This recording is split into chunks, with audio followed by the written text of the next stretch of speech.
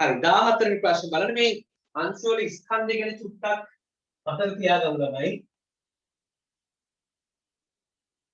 ප්‍රෝටෝනයක ස්කන්ධය ගත්තොත් 1.6 වරක් 10^24 ග්‍රෑම්. නියුට්‍රෝනත් 1.67449 වතාවක් 10^24 ග්‍රෑම්. ඉලෙක්ට්‍රෝන ගත්තොත් 9.1.7 වරක් 10^28 ග්‍රෑම්. ඒක ලියාගන්න ඒකේ පැහැදිලි කිරීමට කෙලින් උත්තරේ ගන්න පුළුවන් ඒක 14ට 3. මහණ ඉලෙක්ට්‍රෝනයක ස්කන්ධය. හරිනේ? ඊළඟට අහනවා සාපේක්ෂ පරමාණු ස්කන්ධයන සංකල්පය පැහැදිලි ලෙස තමයි මේක අපේ පරණ සිලබස් එකේ තිබිච්ච එකක්. ඒ නිසා මම මේක පැහැදිලි කරන්න යන්නේ. උත්තරේ පොඩ්ඩක් මතක තියාගන්න. මේ සාපේක්ෂ පරමාණු ස්කන්ධය ගැන විශ්වාසයක් ඇති කරපු විද්‍යාර්ථය තමයි කැනිට් සාරෝගිල් කියන්නේ. ඒ පරීක්ෂණ විනෝදයක් අපිට කතා කරන්නේ අද සිලබස් එකේ. ඒක නිකන් උත්තරේට ලියාගන්න කැනිට් සාරෝගිල්.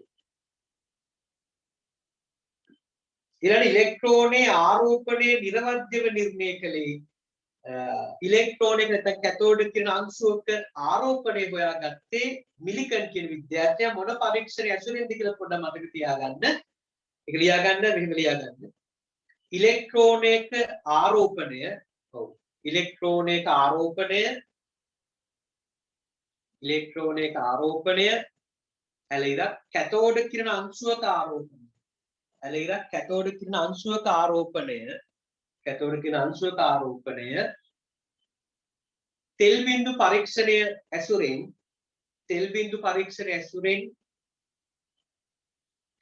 පරීක්ෂණය ඇසුරෙන්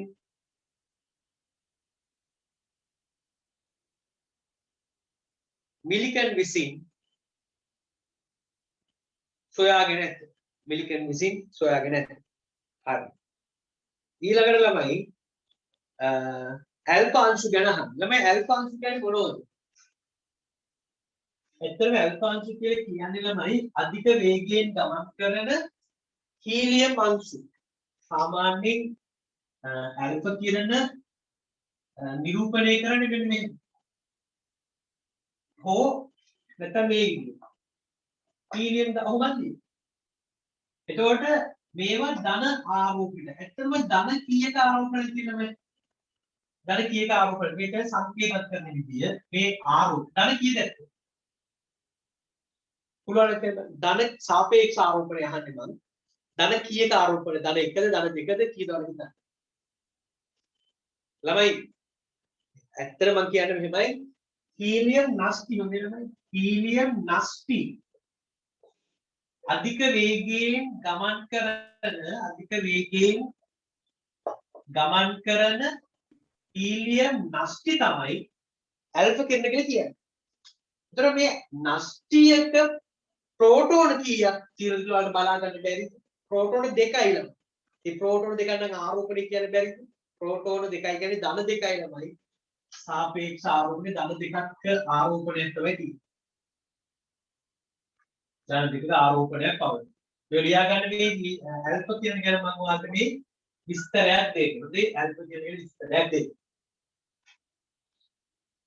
ධන 2ක ආරෝපණයක් තියෙනවා.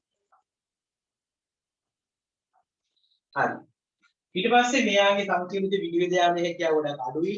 හැබැයි වායු අයනීකරණය කිරීමේ හැකියාව ගොඩක් වැඩි. මම අනිත් තුන් දෙන්නක් කියන්නම්. අනිත් එක්කෙනා බීටා කිරණ. බීටා කිරණ ගත්තොත් තමයි ඒ බීටා කිරණ කියන්නේ අධික වේගයෙන් ගමන් කරන මොනවද? ඉලෙක්ට්‍රෝන. මේමයි සංකේතවත් කරන්නේ යටින් දාන්නේ රිලේ ආරෝපණය තමයි යටින් දාන්නේ. ඕ බීටා කියලා ලිව්ව උඩින් ස්කන්ධ ක්‍රමාගේ බිඳුවයි රිලේ එක. සාමාන්‍යයෙන් ළමයි ඉලෙක්ට්‍රෝනික ස්කන්ධ නොගිනේ හැකි තරම් කුඩා කියලා ගන්න. ඉලෙක්ට්‍රෝනික ස්කන්ධ අපි කියවි ග්‍රෑම් වලින් 9.1.7 වරක් 1028 ග්‍රෑම් කියලා.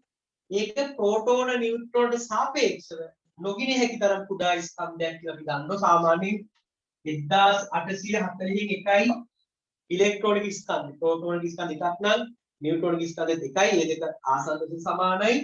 ප්‍රෝටෝනික ස්කන්ධයයි නියුට්‍රෝනික ස්කන්ධය ආසන්න වශයෙන් සමානයි. මේක එකක් නම් ඉලෙක්ට්‍රෝනික ස්කන්ධය ඒ වගේ 1840කින් එකක්.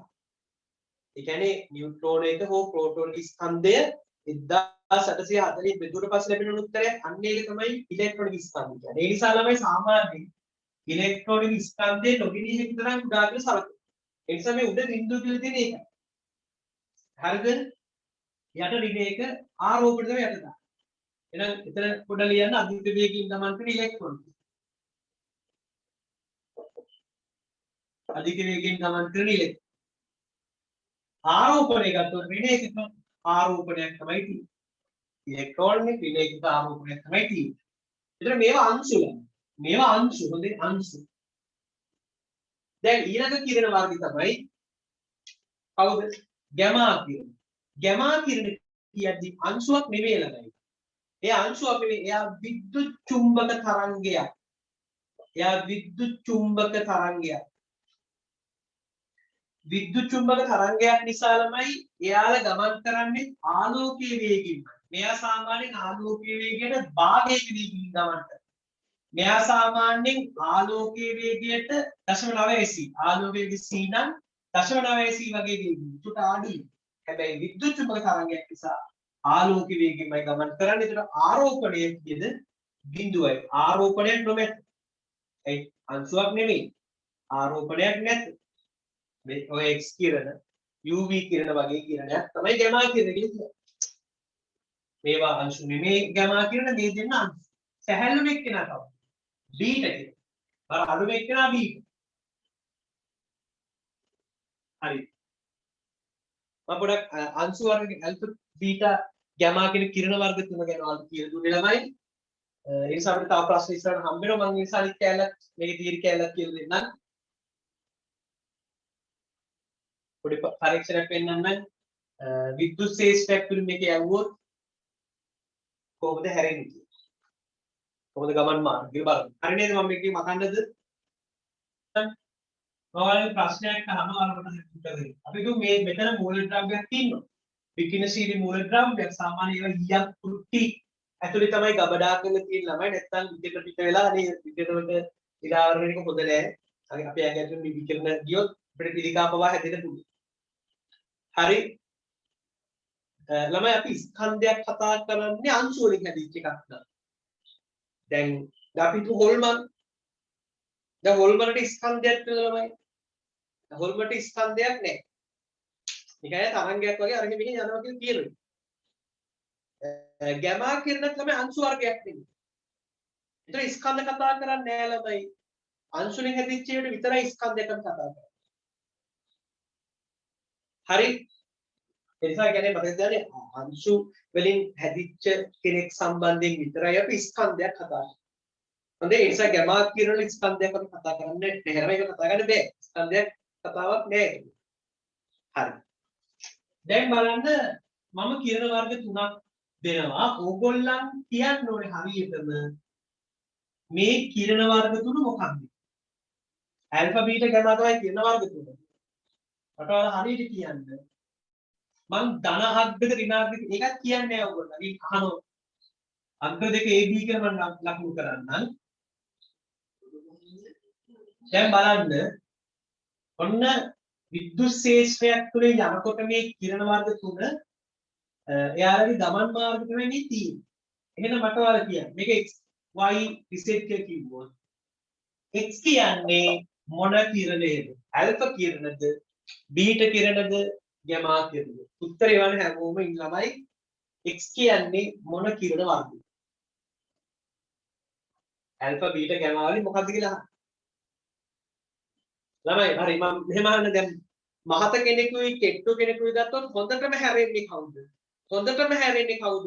මහත කෙනාද කෙට්ටු කෙනාද? ඒකසර දැන් දුවන් යන එක තැනක ඒකසර හැරෙන්න ඕන.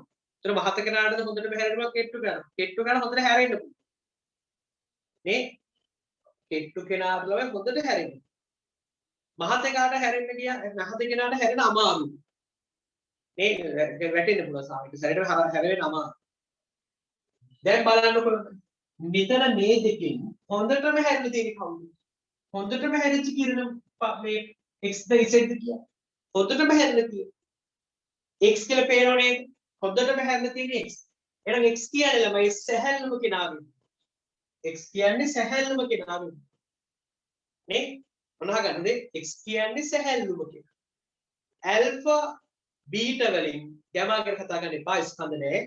ඇල්ෆා බීටා වලින් සැහැල්ලුම කෙනා කවුද? බීටා. බීටා සැහැල්ලුම. ඇයි බීටා කියන්නේ ඉලෙක්ට්‍රෝන වලින් හැදිච්ච කෙනා. ඉලෙක්ට්‍රෝන එක ස්කන්ධෙ නොගිනිය හැකි තරම් කුඩා කියලා සලකනවා. ඒ නිසා සැහැල්ලුම කෙනා ඉලෙක්ට්‍රෝන. ඒ කියන්නේ බීටා කිරණ. එහෙනම් මේ සැහැල්ලුම කෙනා දැන් මේ තමයි බීටා කිරණ, මේ නම් ඇල්ෆා කිරණ. කිසිම දිශාවකට හැරෙන්නේ නැති ළමයි ආරෝපණයක් නැති ගැමා කිරණ. මෙයා ඍණ ආරෝපිතයි, ඇල්ෆා ධන ආරෝපිතයි. ඒ නිසා මේක මොන අග්‍රේ වෙන්න ඕනද? ඍණ කට්ටිය ධන කෙනාට තමයි ආස, ධන කට්ටිය ආස ඍණ කෙනාට. නාග්ග දෙකක් ලකුණු කරලා ඒවත් පොඩක් පුරුදු වෙන්න ටක්කාර එක ඉඳගන්න. හැරෙන විදිය දිහා බලලා ඔයාලට ලස්සනට කියන්න පුළුවන් ළමයි කවුද ඉඳවන්ද කියන්නේ. විද්‍යුත් ශ්‍රේෂ්ඨයකදී බීට කිරණ ධන අග්‍රය වෙත හැරී ගමන් කරනෝ, ඇල්ෆා කිරණ ඍණ අග්‍රය වෙත හැරී ගමන් කරනවා. තව එකක් තමයි ළමයි මේ චුම්බක ශ්‍රේෂ්ඨයක් තුළ යවුවොත් මොකද වෙන්නේ? දැන් චුම්බක ශ්‍රේෂ්ඨයක් කියන්නේ එන් ද්‍රව්‍යකුයි එස් ද්‍රව්‍යකුයි තියෙනවා. මතක තියාගන්න ඕනම ආරෝපිත අංශුවක් මේ චුම්බක ශ්‍රේෂ්ඨයක් කරහා යනකොට ළමයි ශ්‍රේෂ්ඨ තලයට අභිලම්බක දිශාවක් ඔස්සේ තමයි හැරලා ගමන්. ඒතකොට මේ කිසිදු ද්‍රවයක් දෙසට හැරෙන්නේ නැහැ. කිසිදු ද්‍රවයක් දෙසට හැරෙන්නේ නැහැ. මේ ශ්‍රේෂ්ඨ තලයේ මෙහෙමනේ තියෙන චුම්බක ශ්‍රේෂ්ඨය. එන්නලින් එක්ස්ටර්නල් ඕගොල්ලෝ භෞතික විද්‍යාවේ චුම්බක ශ්‍රේෂ්ඨයේ දිශාව ලකුණු කරන්නේ. ඒතර මෙතන මොකක් හරි ආරෝපිත අංශුවක් තියෙනවා නම් ඒ ආරෝපිත අංශුව ළමයි මෙන්න මෙහිමයි හැරෙන්නේ. එක්ක මෙන්න ඔන්න ඔහොම. දැන් මගේ මූලික හැරෙන ඔන්න ඔය වගේ තමයි හැරෙන්නේ. ශ්‍රේෂ්ඨ තලයට මේ බෝඩ් එකේ තමයි ශ්‍රේෂ්ඨ තියෙන්නේ. ඒ තලයට අභිලම්බක ලම්බ එක්ක මේ බෝඩ් එකෙන් එළියට හැරලා ගමන් කරයි. නැත්නම් බෝඩ් එකෙන් ඇතුළට හැරලා ගමන් කරනවා. ඒ නිසා හොඳට මතක තියාගන්න මේ කතාව. ඒ නිසා ඇල්ෆා හෝ බීටා කියන මේ ධන ආරෝපිත සහ ඍණ ආරෝපිත කිරණ කිසිදු ද්‍රවයක් දෙසට හැරෙන්නේ නැහැ චුම්බක ශ්‍රේෂ්ඨයකදී. දැන් උත්තරේ බලන්න. දැන් ඔයාලට බලන්න පුළුවන් උත්තරේ මොකද්ද? 17 වෙනි ප්‍රශ්නේ බලන්න. ඇල්ෆා අංශු ඉලෙක්ට්‍රෝන අත්පත් කරගෙන හීලියම් අණු සාදයි. ඇල්ෆා අංශු ඉලෙක්ට්‍රෝන අත්පත් කරගෙන හීලියම් අණු සාදයි. තමයි ඇල්ෆා අංශු කියන්නේ මොනවයි? ඇල්ෆා අංශු කියන්නේ ඇත්තටම හීලියම් නස්ටි. නේ ඇල්ෆා අංශු කියන්නේ හීලියම් නස්ටි. මේ හීලියම් නස්ටියට ළමයි මේ හීලියම් නස්ටියට ඉලෙක්ට්‍රෝන දෙකක් එකතු වුණොත් හීලියම් නස්ටියට ඉලෙක්ට්‍රෝන දෙකක් එකතු වුණොත් මොකද හැදෙන්නේ? මොකද නස්ටියේ ප්‍රෝටෝන දෙකක් ධන දෙකක් තියෙනවා. එතකොට හීලියම් නස්ටියට ඉලෙක්ට්‍රෝන දෙකක් එකතු වෙනවා කියන්නේ ඍණ දෙකක ආරෝපණයක එකතු වෙනවා. එතකොට හැදෙන්නේ මොකද කියන්නේ? ඇල්ෆා කිරණ කියන්නේ හීලියම් නස්ටි. මේ හීලියම් නස්ටියට ඉලෙක්ට්‍රෝන දෙකක් එකතු වුණාම මොකද හැදෙන්නේ? හීලියම් පරමාණුව හැදෙන්නේ. හීලියම් පරමාණුව හැදෙන්නේ. හැබැයි මේකේ පොඩි වැරද්දක් තියෙනවා. හීලියම් අණුසය හැදේ කියලා නේද කියන්නේ? එසේ හීලියම්ගේ අණු නෑ ළමයි. එයාගේ තියෙන්නේ පරමාණු. එතන හීලියම් පරමාණු සාදයි කිව්වනම් අපිට ඒක හරි කියලා ගන්න තිබ්බා. හරිද? ඒ නිසා ළමයි ඒක පොඩ්ඩක් සටහන් කරගන්න. ලියන්න මෙතනද මෙහෙම ලියන්න හීලියම් පරමාණු සෑදී කියලා. මේක විදිහට ලියුණා හොඳයි. එතන ළමයි මේ මාස්ටර් වගේ දේශුල් පොතේ නම් ඔයගොල්ලෝ තියෙන උත්තරේ එකක් හරි කියලා. හැබැයි ඒක වැරදි ළමයි. මොකද අණු හැදෙන්න විදියක් නෑ හීලියම් කියන මොනවයි පරමාණු. හීලියම් වල තව කෙනෙක් එක එකතු වෙන කෙනෙකුත් දෙමේ නිෂ්ක්‍රීය කෙනෙක් නේ. ඒ නිසා හීලියම් පරමාණු සාදයක තමයි ඒකේ ඉන්නේ. ඒ නිසා ඒක වැරදි කොහොමද ඒක වැරදි. ඊට පස්සේ ඇල්ෆා අංශු වල විනිවිදයේ බලය ඉතා කුඩායි. ඔව්. ඇල්ෆා අංශු ළමයි තුනී කඩදාසි කියනවා නවත්තන්න. දැන් ඔයාලගේ ඇඟ ඇතුලෙන් යන්නේ ඇල්ෆා කියන. නේද? මගේ ඇඟට නෝ ඇල්ෆා කියනවා. මම බය වෙන්නේ. මගේ ඇඟ ඇතුලෙන් ඇල්ෆා කියන යන්නේ. ඔයාලට සර්ගේ ඇඟ ඇතුලෙන් කියන තුනට අපි ඇඟ ඇතුලෙන් යන්නේ නැහැ. දැන් ඔයාලා බලන්න ඔයාලගේ ඇඟ ඇතුලෙන් ඇල්ෆා කියන වලට යන්න බෑ. හරිද? දැන් ඇල්ෆා කිරණ විනිවිද යාමේ බලය අඩුයි. ගැමා කිරණ ඊට වඩා වැඩි විනිවිද යාමේ බලය. ගැමා කිරණ සාමාන්‍යයෙන් ඇලුමිනියම් පත්‍රයකින් තමයි නතර කරන්නේ. ඊට තමයි මේ ඇල්ෆා කිරණ බීටා කිරණ වැරදියක් කිව්වේ. ඇල්ෆා කිරණ ගත්තොත් ඇල්ෆා කිරණ වලට වඩා බීටා කිරණ විනිවිද යාමේ බලය වැඩි. මේ මම කිව්වේ බීටා කිරණ නවත්තන්න පුළුවන් තුනී ඇලුමිනියම් පත්‍ර වලින්. ගැමා කිරණ ගත්තොත් ගැමා කිරණ ළමයි ඝන කොන්ක්‍රීට් වලින් තමයි නතර කරන්න පුළුවන් වෙන්නේ. නැත්තම් යනවා. අපේ ඇඟ ඇතුලේ පවා විනිවිද යනවා. ගැමා කිරණයක් ආවොත් මේ විනිවිද යනවා ළමයි අපේ ඇඟ ඇතුලේ. හරිද? හේතුව ගැමා කිරණ වල විනිවිද යාමේ බලය වැඩි. එයා තමයි වැඩි වෙන්නේ. ඇල්ෆා බීටා ගැමා වල ගැමා තමයි විනිවිද යාමේ හැකියාව වැඩි වෙන්නේ. පැහැදිලිද? එයා නතර කරා. ඒ කිරණ පිට වෙන එක නතර කරන්න නම් ඝන කොන්ක්‍රීට් වලින් වට කරන්න ඕනේ. එහෙම නැත්නම් ඝන ඊයම් කුට්ටියකින් ආවරණය කරලා තියන්න ඕනේ. ඒතකොට ගැමා කිරණ එළියට යන්නේ නැහැ. ඝන කොන්ක්‍රීට් සහ ඊයම් මගින් තමයි ඊයම් කුට්ටිය මගින් තමයි යාළගේ ගමන් මාර්ගය නතර කරන්න පුළුවන්කම ලැබෙන්නේ. හරිද? ඒ නිසා ඇල්ෆා තමයි විනිවිද යාමේ බලය අඩුම කෙනා. එහෙනම් B ප්‍රකාශය හරි. ඇල්ෆා අංශු වල අයනීකාරක බලය ඉතා කුඩාය. දැන් මෙහෙම හිතලා ළමයි වේගෙන් යන්නේ කවුද? වේගයෙන් යන්නේ කවුද? ගැමානේ. ඒතර වේගය යන්නේ කා ළමයි ඕනම ඇතුලකින් යන්න පුළුවන්. මේ අර කාටුන් එකේ වань වේගය යනකොට නේ සොනික් නේ. ඉතින් වේගයෙන් ඇතුලේ හැම පැත්තකින්ම යනවා. ඔය දැකලා කාටුන් වල. වේගය යනකොට විනිවිද යාමේ හැකියාව වැඩි. නේ? එතකොට තව කතාවක්. ඊළඟට මේ අයනීකරණ. දැන් හෙමින් යනකොට ළමයි වටපිට හොඳට පේන ඕනේ. දැන් ඔයාලා හිතනවා ඔයාලා හෙමින් යනකොට දැන් ඔයාලා ඉස්සර පන්ති වල හෙමින් යන ගියොත් නේ ඔයාලට වටපිටාව පේනවා. නේ? එතන මොන පේන සම්බන්ධ එක එක පේනවා. එහෙම පේනොත් නිකන් ගිහලා හැප්පෙන්නේ. එහෙම වෙනවනේ. නේ? ඒ වගේම දැන් වේගය යනවනම් කවුරුවක් පේන්නේ. වටපිටාවේ කවුද ඉන්නේ? ඒක මුකුත් පේන ටක් ටක් ගාලා යනවා කවුරුවක් පස්සෙන් එන්නේ නැද පේන්නේ. පස්සෙන් ආව පේන්නේ. හැබැයි හෙමින් යනකොට මොකද ළමයි වටපිටාව හොඳට පේනවා ගිහිල්ලා හැප්පි වායු අයනීකරණය කරන්න හිතෙනවා. ඒ කියන්නේ දැන් මේ කිරණයට අල්ප කිරණවලට ළමයි එයා තමයි හිමින් මේ යන්නේ.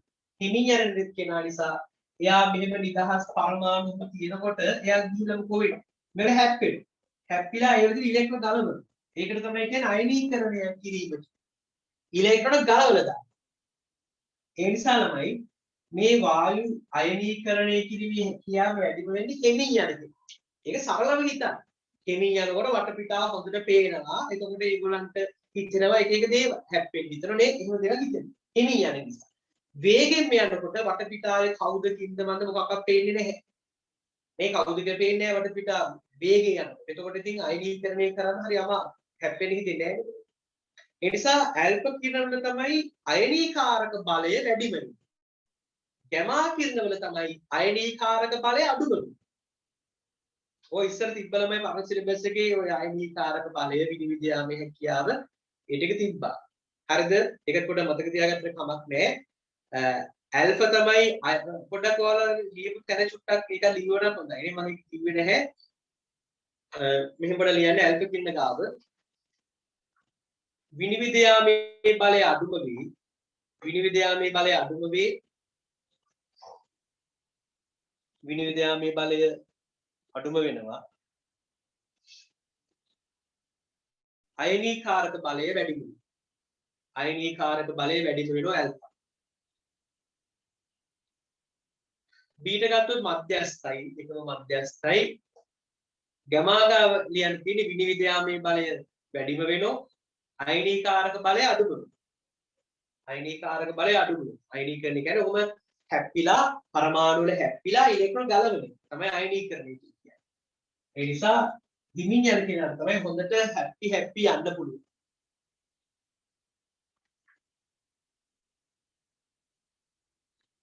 ඔය penetration power කියන්නේ ඒක තමයි විනිවිද යාම. හරි.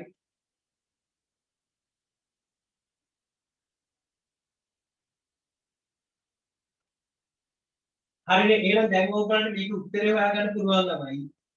මොකද්ද? ඇල්ෆා අංශු වල අයනීකාරක බලය ඉතා කුඩා එක වැරදි. ඇල්ෆා අංශු වල අයනීකාරක බලය ඉතා විශාලයි. චුම්බක ශේෂ්ත්‍රයේ L පාංශු N ද්‍රව්‍යයේ වෙතට ආකර්ෂණය කිසිදු ද්‍රව්‍යයක් දෙසට ආකර්ෂණය වෙන්නේ නැහැ. කිසිදු ද්‍රව්‍යයක් දෙසට ආකර්ෂණය වෙන්නේ නැහැ. මොකද්ද කිව්වේ මම? ශේෂ්ත්‍ර තලයට එතන ලියන්න. චුම්බක ශේෂ්ත්‍රයේදී ඇල්ෆ කිරණ ශේෂ්ත්‍ර තලයට අභිලම්බක දිශාවක් ඔස්සේ හැරී ගමන් කරයි.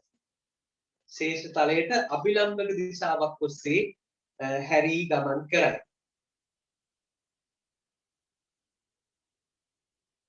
චුම්බක ශේෂ්ත්‍රයේදී ඇල්ෆ කිරණ ශේෂ්ත්‍ර තලයට අභිලම්බක දිශාවක් ඔස්සේ හැරී ගමන් කරයි.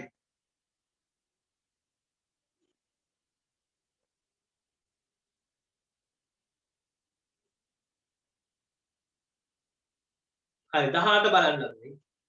විද්‍යුතයට පරමාණුක ස්වභාවයක් ඇති බව ප්‍රථමයෙන් නිගමනය කළේ. විද්‍යුතයට පරමාණුක ස්වභාවයක් ඇති බව ප්‍රථමයෙන් නිගමනය කළේ කවුද කියලා අහන්න. ඕගොල්ලෝ මතකද මෙහෙම කතාවක්.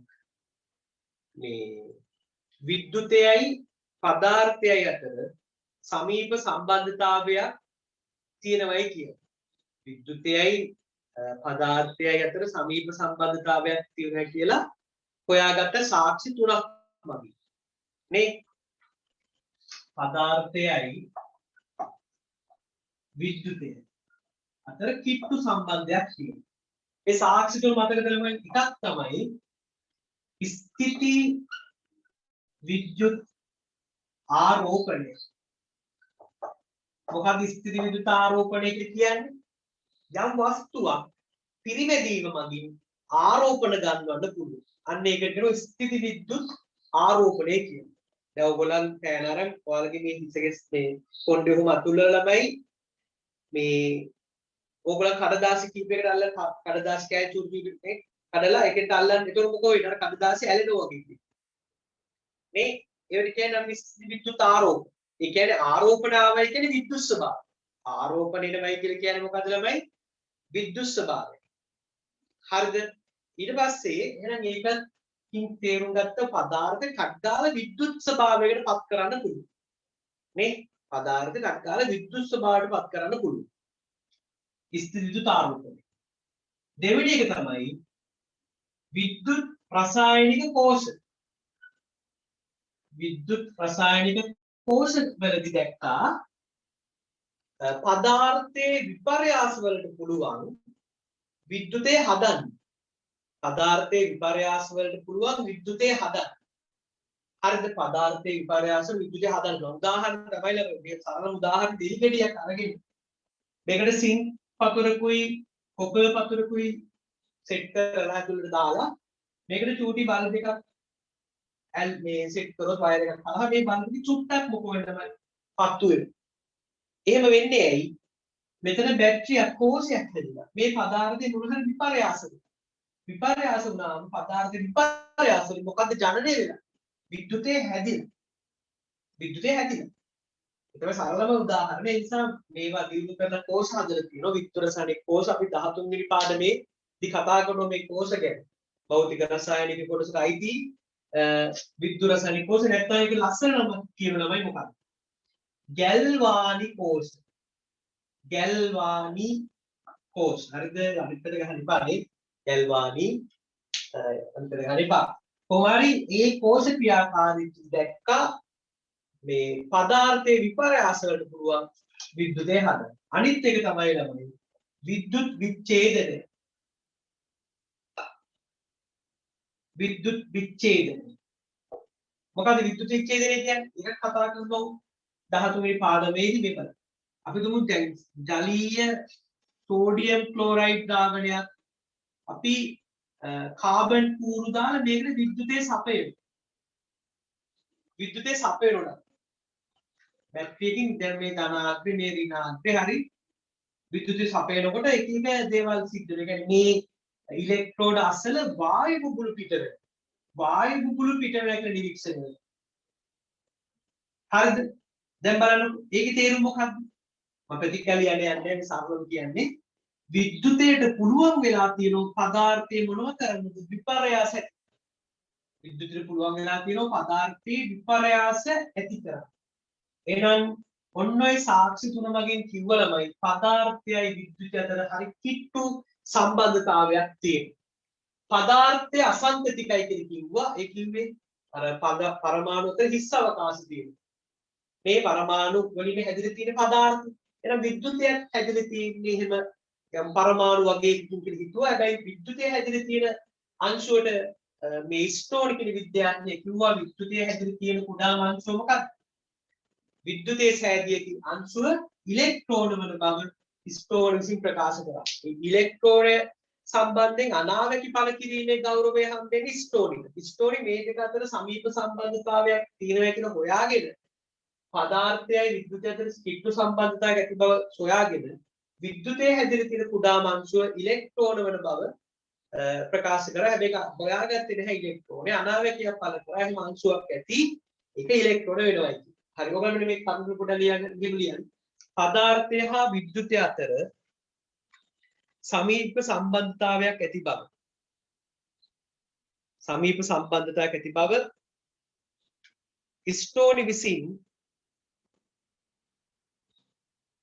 ස්ටෝනි විසින් සොයාගෙන ඇත. ස්ටෝනි විසින් සොයාගෙන ඇත. ඒ අනුව විද්‍යුතයේ සෑදී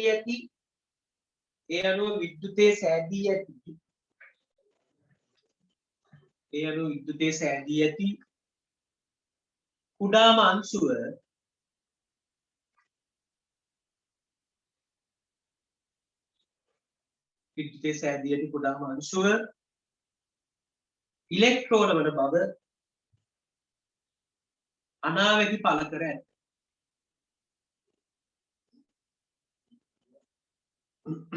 ඉලෙක්ට්‍රෝන වන බව අනාවැකි ඵල කර ඇත.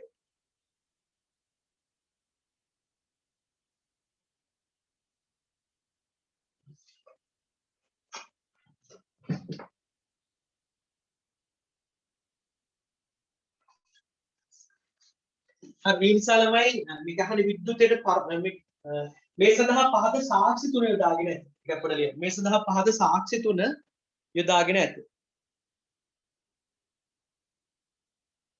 මේ ළමයි අපි කරන්නේ 18 වෙනි ප්‍රශ්නේ. හොඳේ 18 වෙනි ප්‍රශ්නේ කරන්නේ. 18 වෙනි ප්‍රශ්නේ මේ සඳහා පහත සාක්ෂි යොදාගෙන ඇත කියලා මේ සාක්ෂි තුන ලියන්න.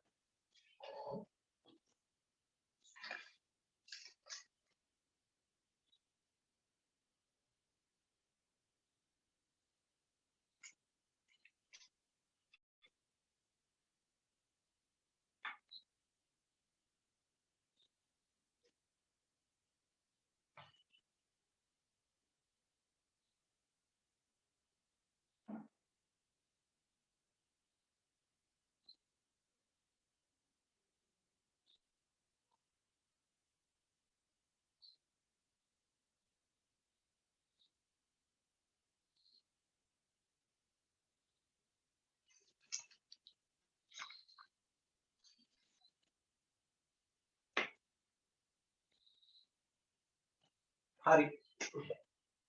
විද්‍යුතාරෝපණය විද්‍යුත් රසායනික කෝෂ නැත්නම් ගැල්වානික කෝෂ අනිත් එක විද්‍යුත් විච්ඡේදනය. මේ සාක්ෂියෙන් තමයි කිව්වේ පදාර්ථය විද්‍යුත් අතර සමීප සම්බන්ධතාවයක් තියෙනවායි කියන්නේ. අසංතති කතාවක කියවලම අපි දැන් සිලබස් එකේ කතාව විතර කියන්නේ ඒක ඇත්ත කතන්දරයක්. පදාර්ථය අසංතතිකයි. මම ඒක ටිකක් කියන්න. මොකද අසංතතිකයි කියන්නේ? අසංතතිකයි කියන්නේ මොකද්ද? අසංතතිකයි කියන්නේ අපිට තනි ඒකක විදියට වෙන් කර හඳුන ගන්න පුළුවන් දෙයක් ප්‍රකාශ කරන්න යොදන නමක් ඇත්තටම අසංතතිකයි කියන වචනේ. අසංතතික කියන වචනයක්. ඒක තේරුම තමයි තනි ඒකක විදියට වෙන් කර හඳුන ගන්න පුළුවන් නම් හරිද? එතකොට අන්න අසංතතිකයි කියලා අපි කියනවා. ඒ කියන්නේ සීමාවකින් මායිමකින් අපිට වෙන් කරගන්න පුළුවන් නම් අසංතතික. හරිද? දැන් උදාහරණයක් ගත්තොත් තමයි අපි හිතමු දැන් ඔයාලා පන්තියකට ඇවිල්ලා ඔන්න ඉන්න පන්තියේ. අපි දුම් පන්ති මේ මොහොම ඉන්න එකනේ මං කියන්නේ හොඳේ. ඉතින් ඉන්න එකනේ ඔයාලා පන්තියකට ගිහිල්ලා ඉන්නකොට දැන් ළමයි කොහොමද ඉන්නේ පන්තියේ? තනි ඒකක විතර ගුරුවරයාට අඳුර ගන්න පුළුවන්. නේ? ඒතර ඔයාලා තනි ඒකක විතර වෙන් කර අඳුර ගන්න පුළුවන්. එහෙම වෙලා තියෙන්නේ. එහෙම වෙන් කළ අඳුර ගන්න පුළුවන් වෙලා තියෙන්නේ ළමයි. ඔයාලා අතර හිස් අවකාශ තියෙනවා. හිස් අවකාශ තියෙන නිසා තමයි අපිට තනි තනි ඒකක විදිහට වෙන් කළ අඳුර ගන්න පුළුවන් වෙලා. අන්න ඒතර අපි කියනවා අන්න ඔයාලා අසංතතික විදිහට තමයි ඉන්නේ. අපි කළුවරේ දෙන්නෙක් ඉන්නව බදාගෙන. අපි හිතමු ළමයි කළුවරේ. ඒතර ඒ දෙන්න අතර කිසිම හිස් අවකාශයක් පේන්නේ නැහැ. එතකොට අපිට පේන එක්කෙනෙක් වා. දැන් අපි කියනවා අන්න අරුන් දෙන්න කොයි විදිහද අසංතතික විදිහටද සංතතික විදිහටද ඒගොල්ලන් ඉන්නවා. කිසිදු හිස් අවකාශයක් නෑ. අපිට පේන එක්කෙනෙක් වා. දෙන්නෙක් ඉන්නවා කියලා අපි දන්නවා. ඒකට පේන්නේ එකට එක්කෙනෙක්. කිසිම හිස් අවකාශයක් නෑ. අන්න එතකොට යාළුවා ඉන්නේ සංතතික විදිහට. එතකොට තනි තනි ඒකක විදිහට වෙන් කර අඳුර ගන්න පුළුවන් නම් හරිද? තනි තනි ඒකක විදිහට වෙන් කර අඳුර ගන්න පුළුවන් නම් අන්න අසංතතිකයි. තනි තනි ඒකක විදිහට වෙන් කර ගන්න බැරි නම් සංතතිකයි. ටැප් එකක් අරින්න. වතුර හෝස් ගාලා වැටෙන. මේ වතුර හෝස් ගාලා වැටෙන. ඔයාලට කියනවා අන්න වතුර වැටෙන්නේ කොයි විදිහට? සංතතික විදිහට. ඔයාලට තනි තනි වතුර බින්දු ගණන් කරන්න බෑ හෝස් ගාලා වතුර වැටෙන. හැබැයි ළමයි ඔයාලට පුළුවන් ටැප් එක ටිකක් තද කරන්න. ටැප් එක ටිකක් තද කරාම මොකෝ වෙන්නේ? වතුර බින්දුවේ බින්දුව වැටෙනවා. 1යි 2යි 3යි යන ගණන් කරන්න පුළුවන්. අන්න ඔයාලා දැන් කියන වතුර වැටෙන්නේ දැන් අසංතතික විදියට. පැහැදිලිද? එහෙනම් මේක වචනයක්. පදාර්ථයත් අසංතතිකයි කියලා ඩිමොක්‍රීටස් කියන විද්‍යාඥයා කිව්වා. ඒ කිව්වේ පදාර්ථයත් ඇටමෝස් නමින් හඳුන්වන අංශු වලින් හැදිලා තියෙනවා කිව්වා. ඒ අංශු වල හිස් අවකාශ තියෙනවා කියලා කිව්වා. හරිද? ඒ නිසා මේ පදාර්ථ අසංතතික නිසා විද්‍යුතයත් අසංතතික වෙන්න ඕනේ කියලා හිතුවා. ඒකේ තේරුම විද්‍යුතයත් හැදිලා ඇති තවදුරටත් බෙදා වෙන් කළ නොහැකි අංශුවකින් ඒ අංශු අතර හිස් අවකාශය ඇති. එහෙනම් විද්‍යුතයේ හැදිලා තියෙන තවදුරටත් බෙදා වෙන් කළ නොහැකි අංශුවට හිස්ටෝනි කියව මොකක් කියදමයි? ඉලෙක්ට්‍රෝන කියලා. ඒ නිසා ඉලෙක්ට්‍රෝනයේ සම්බන්ධයෙන් අනාවේක ඵල කිරීමේ ගෞරවය හම්බෙන්නේ කාටද? හිස්ටෝනික හරිය ඇති සම්බන්ධයෙන්. හොඳේ පදාර්ථයත් අසංතතිකයි මතක තියාගන්න. ඒ කියන්නේ හිස් අවකාශ තියෙනවා. පදාර්ථයේ අංශු අතර. 19 වෙනි ප්‍රශ්නේ සාපේක්ෂ පරමාණු ස්කන්ධය ප්‍රකාශ කිරීමේදී උපයෝගී කරගන්නා නූතන සම්මතය. මොකද්ද නූතන සම්මතය? කාබන් ගෙලමයි 612 සමස්ථානිකය. ඒ කාබන්ගේ 612 සමස්ථානිකය. එතන දැන් සාපස් කියලා අපි වෙන විදිහට ඉන්නේ. සාපස් සමානයි මධ්‍යක පරමාණුක ස්කන්ධය මධ්‍යක පරමාණු ස්කන්ධය බෙදීම කාබන් 612 සමස්ථානිකයේ පරමාණුක ස්කන්ධයෙන් මොකක්ද පරමාණු ස්කන්ධයෙන් 12න් එක මෙන් කී ගුණයක්ද කියන එකනේ යම් පරමාණු ස්කන්ධය කාබන් 612 සමස්ථානිකයේ පරමාණු ස්කන්ධයෙන් 12න් එක මෙන් කී ගුණයක්ද යන්න කියන එක තමයි සාපස් කියලා කියන්නේ. දැන් සාහක ඇත්තම කතා කරලා මෙතන දානි මධ්‍යක. නැත්නම් මධ්‍යන්‍ය පරමාණුක ස්කන්ධ. මෙන්න මේක තමයි ඔයාලා සමස්ථානික ඇසුරින් හොයාගන්න. මතකද මම කිව්වා? මේ දෙක ආසන සමානයි කියනකොට ඔයාලා හොයාගත්තේ මධ්‍යක නැත්නම් මධ්‍යන්‍ය පරමාණු ස්කන්ධයේ සමස්ථානික ඇසුරින්. අර කිව්ව සමීකරණය. මතකද ඒක? හරි. දැන් තව දෙයක් කියන්න. ළමයි කාබන් 612 සමස්ථානිකයේ පරමාණු ස්කන්ධයේ 12 එක. කියන මෙන්න මේකට දැන් කියන්නේ මොකක් කියලා?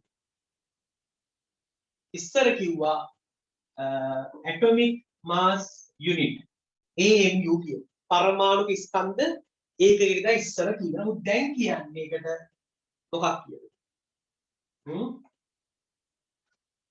කියන මම මතක ළමයි මේක අපි හඳුන්වනවා අන්න හරි D Dalton එන D නැත්තම් හොඳම එක U අකුරේ U එකක් කියලා කියන්නේ ළමයි කාබන් 612 සමස්ථානිකයේ පරමාණු ස්කන්ධයෙන් 12න් එක තමයි U එකක් කියලා කියන්නේ. හරිද ළමයි ඒක චොට්ටක් දැනගන්න. මේ දැන් පරමාණු ස්කන්ධයේ එකක AM කියලා එපා U කියලා තමයි දාන්නේ. හරි ඒක පොඩ්ඩක් සටහන් කරගන්න ඕගොල්ලන්. උතර කොහොමද මේක උත්තරේ නෑ කාබන් 612 සමස්ථානිකේ නැහැ මෙතන. ඒ නිසා උත්තරේ 31ක්වත් නොවේ කියන එක නේ. මම අපිට පස්සේදී මේක වැදගත් වෙනවා.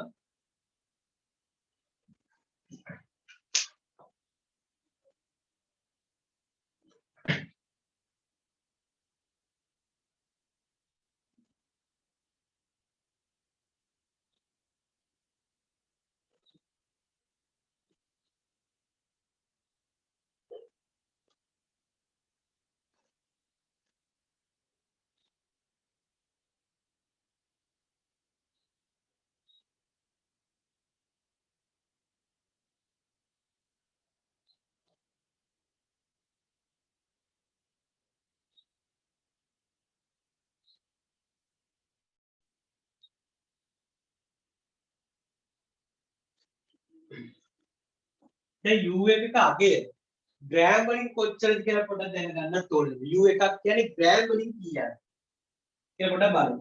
u එකක් කියන්නේ ග්‍රෑම් වලින් කොච්චරද කියලා බලමු. හරිද? දැන් මේක හරියනේ මොන මම කියලා දෙන්නම් ළමයි. u එකක් කියන්නේ u සහ ග්‍රෑම් අතර සම්බන්ධය හොයාගන්න හැටි. දැන් මේ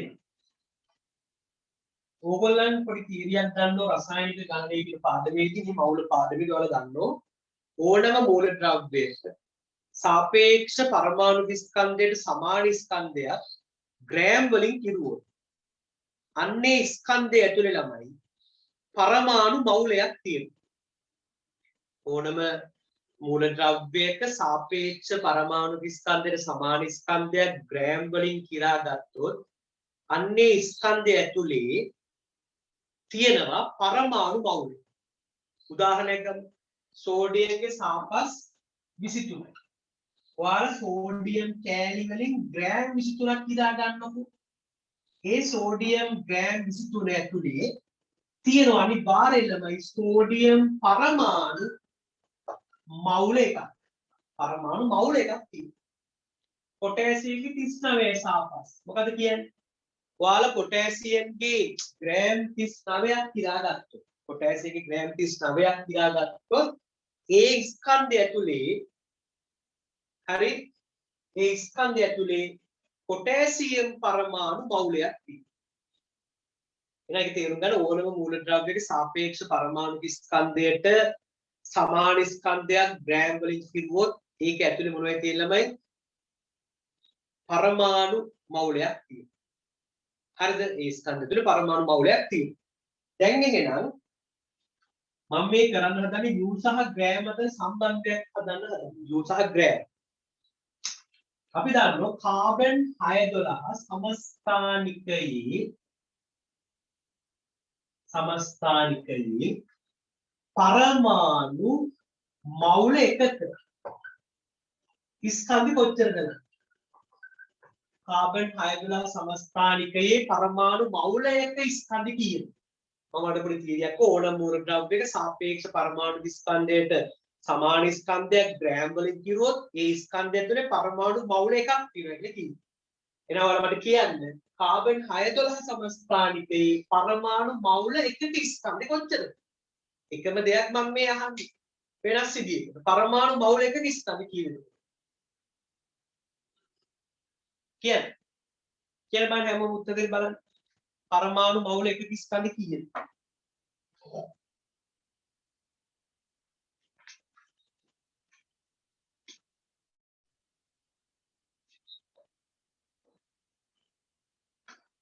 තමයි කීයද?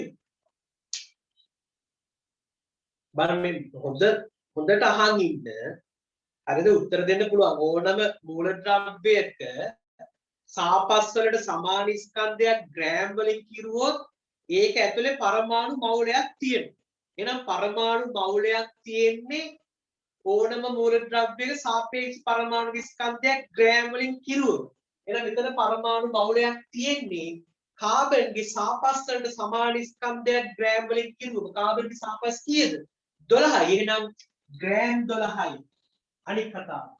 කාබන් 612 සමස්ථානිකයේ පරමාණු 6.02යි වර 1023ක ස්කන්ධය. කාබන් 612 සමස්ථානිකයේ පරමාණු මෙච්චරක ස්කන්ධය කොච්චරද ළමයි? අපි දන්නෝ මවුලයක් ඇතුළේ මවුලයක් ඇතුලේ මූලික ඒකක තියෙන අවගාඩ්‍රෝ නීතියට සමාන සංඛ්‍යාවක්. මවුලයක් ඇතුලේ මේ හැදි කියන්නේ දැන් සීනි මවුලයක් ඇතුලේ සීනි අංශු සීනි කැට අවගාඩ්‍රෝ නීතියට සමාන සංඛ්‍යාවක්. පරිප්පු මවුලයක් ඇතුලේ පරිප්පුවට අවගාඩ්‍රෝ නීතියට සමාන සංඛ්‍යාවක්. පරමාණු මවුලයක් ඇතුලේ පරමාණු තියෙනවා. අවගාඩ්‍රෝ නීතියට සමාන සංඛ්‍යාවක්. එහෙනම් ළමයි පරමාණු මෙච්චරක ස්කන්ධය කොච්චරද? කියන්නේ පරමාණු මෙච්චරක ස්කන්ධය කොච්චරද? ග්‍රෑම් 12යි. එකම දේ මං අහන්නේ පරමාණු මවුලයක් කිව්වත් එකයි පරමාණු මෙච්චරක ස්කන්ධය කිව්වත් එකයි. ඒ ළමයි හරි. කාබන් 612 සමස්ථානිකයේ පරමාණුක ස්කන්ධය කොහොමද හොයන්නේ? ඉතින් මෙච්චරක ස්කන්ධ 12 නම් එක පරමාණුක ස්කන්ධය හොයන්න ළමයි 12 බෙදන්න ඕනේ 6.02 වරක් 1023. හරි නේද? දැන් මට කියන්න එහෙනම් U එකක් කියන්නේ කීයද? පොර U එකක් කියන්නේ කාබන් 612 සමස්ථානිකයේ පරමාණුක ස්කන්ධයෙන් 12න් එක නේද U එකක් කියලා කියන්නේ. එහෙනම් U එකක් කියලා කියන්නේ මෙන්න මේ ස්කන්ධය මොකද කරන්න ඕනේ ළමයි? මේ ස්කන්ධය ගුණ කරන්න ඕනේ 12න් එකකින්. හරිද? හරිනේ. U එකක් කියන්නේ කාබන් 612 සමස්ථානිකයේ පරමාණුක ස්කන්ධයෙන් 12න් එක. එහෙනම් මෙන්න පරමාණුක ස්කන්ධයෙන් එකෙන් 12න්. ඒතකොට එන්නේ එක බෙදීම. මේ ග්‍රෑම් වලින් එක බෙදීම 6.02 වරක් 1023 U එකක්. එහෙනම් දැන් පොඩ්ඩක් බලන්න මේක සුළු කරන්න ඕන ළමයි. ඒතර U එකක් සමානයි 1.6605 වරක් 10^24යි. ග්‍රෑම් එකේ බෙදන්න එක බෙදීම මේකෙන් මේ වගේ උත්තරයක් තමයි එන්නේ. ඔන්න U සහ ග්‍රෑම් අතර සම්බන්ධය. හරි ඒක සටහන් කරන්න ඒක ඔයාලට අලුත් සිලබස් එකේ වැදගත් කොටස. U සහ ග්‍රෑම් අතර සම්බන්ධය. U එකක් කියන්නේ ග්‍රෑම් වලින් අච්චරක් නේ.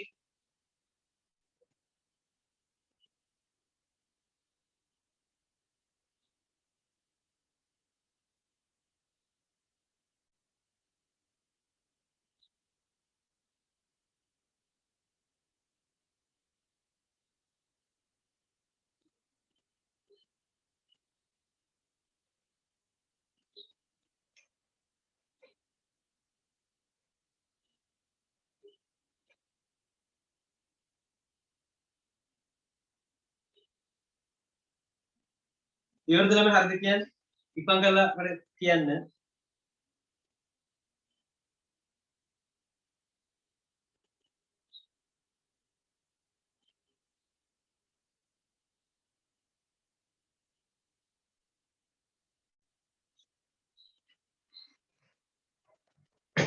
හරි. තව එකක් බලන්න. ග්‍රෑම් එකක් U කීයද? ග්‍රෑම් එකක් U කීයද?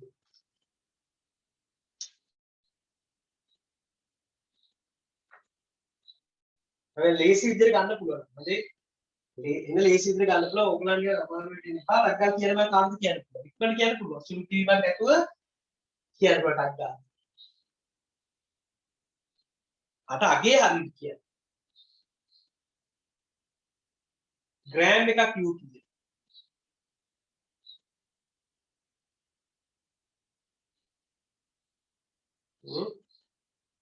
එකයිද? ග්‍රෑම් එකක් U කීයද? හරි මම කියන්න ළමයි බලන්න. ඔයාලා මෙන්න මේ සම්බන්ධය දැක්කද? මේකේ එක උත්තර කරන්නකො ළමයි. මේ ග්‍රෑම් පැත්තනේ.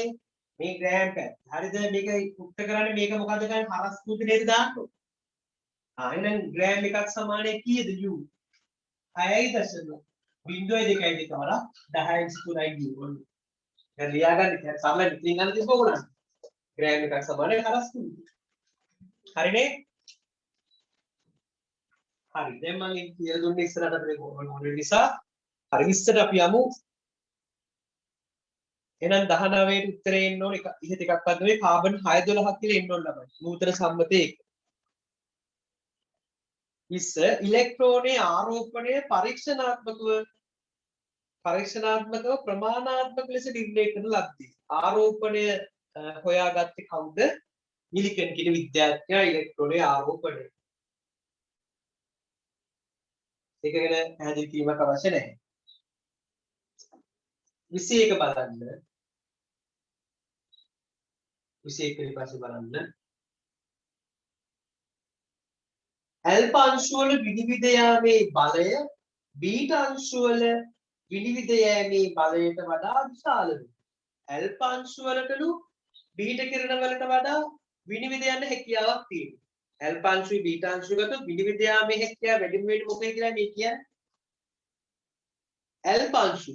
හරිද ළමයි? ඔයාලට මම කිව්වා ඇල්ෆා බීටා ගැමා කියන පිළිවෙලට විනිවිද යාමේ හැකියාවට විනිවිද යාමේ බලය වැඩි වෙනවා. අයනීකාරක බලය අඩු වෙනවා. ඇල්ෆා බීටා ගැමා පිළිවෙලට විනිවිද යාමේ හැකියාව වැඩි වෙනවා. අයනීකාරක බලය අඩු වෙනවා. ඒ අනුව මට කියන්න පළවෙනි ප්‍රකාශය වැරදි. ඒක පැහැදිලි ළමයි.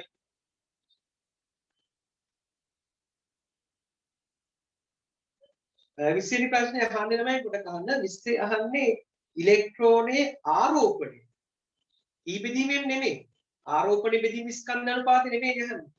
ඉලෙක්ට්‍රෝනයේ ආරෝපණය පරීක්ෂණාත්මක. ඒකට ඉතින් මිලිකන් තමයි ආරෝපණය හොයාගත්තේ. ආරෝපණය බෙදීම ස්කන්ධ තිබ්බනම් අන්න කවුද? තොම්සන් එතකොට. හොඳේ ඒ සාවුලක් නෑනේ. හරි 21 මම කියන්නේ විනිවිද යාමේ බලය ගත්තොත් ඇල්ෆා වලට බීටා වැඩි. වැරදි පළවෙනි ප්‍රකාශය. දෙවෙනි ප්‍රකාශය. ඇල්ෆා අංශුවේ ස්කන්ධය බීටා අංශුවේ ස්කන්ධයට වඩා බොහෝ විශාල වේ. ඇල්ෆා අංශුවේ ස්කන්ධය බීටා අංශුවේ ස්කන්ධයට වඩා බොහෝ විශාල වේ. ඒ ගැන මොකෝ කියලා? ඇල්ෆා අංශුවේ ස්කන්ධය කියන්නේ ළමයි ප්‍රෝටෝන කීයක ස්කන්ධය? මොකද කියන්නේ? ඇල්ෆා අංශුවේ ස්කන්ධය කියලා කියන්නේ ප්‍රෝටෝන දෙකක ස්කන්ධය. හරිද? ඇල්ෆා අංශුවේ ස්කන්ධය කියලා කියන්නේ ප්‍රෝටෝන දෙකක ස්කන්ධය. කොහොම එහෙම කියන්නේ ළමයි? කොහොම එහෙම කියන්නේ? ඇල්ෆා අංශුවක් කියන්නේ හීලියම් නෂ්ටිය. හීලියම් නෂ්ටියක තියෙන ප්‍රෝටෝන දෙකක්.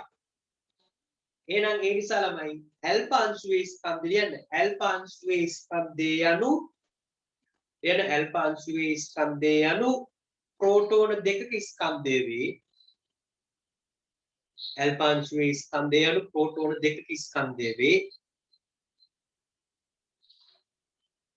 බීටා අංශුවේ ස්කන්ධය යනු බීටා අංශුවේ ස්කන්ධය යනු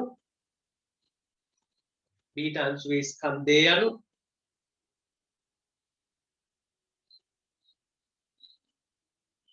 ඉලෙක්ට්‍රෝනික ස්කන්ධය වේ. ඉලෙක්ට්‍රෝනික ස්කන්ධය වේ.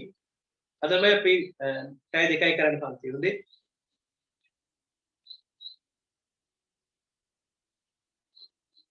නවය හමාර නවය කාට වගේ නවය හමාරම ඉවර ගන්න.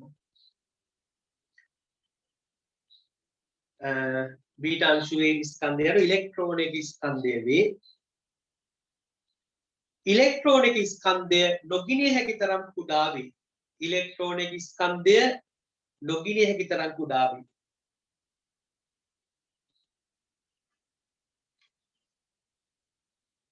ඒ නිසා ළම මේ කිව්ව කතාව සත්‍යයි. ඇල්ෆා අංශුවේ ස්කන්ධෙ වැඩි බීටා අංශු වල ස්කන්ධයට වඩා.